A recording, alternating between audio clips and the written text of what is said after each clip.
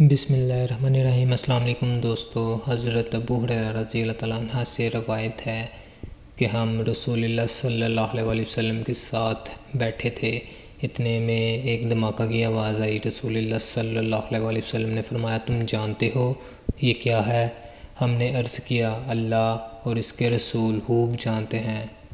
رسول اللہ صلی اللہ علیہ وسلم نے فرمایا، ایک پتھر ہے جو جہنم میں پھینکا گیا تھا 70 برس پہلے، اب اس کی تہہ میں پہنچا ہے۔ صحیح مسلم حدیث۔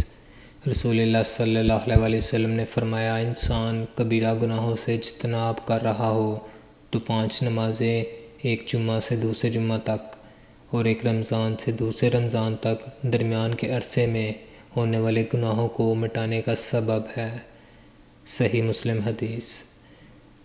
2 شخصوں کو دیکھ کر اللہ تعالیٰ فرماتا ہے، رسول اللہ صلی اللہ علیہ وسلم نے فرمایا، ایک وہ ہے کہ جو سرد رات میں اپنے بستر اور لحاف سے اٹھ کر وضو کرتا ہے اور نماز پڑھتا ہے تو اللہ تعالیٰ فرشتوں سے پوچھتا ہے، میرے بندے کو یہ تکلیف برداشت کرنے پر کس چیز نے ابھارا ہے؟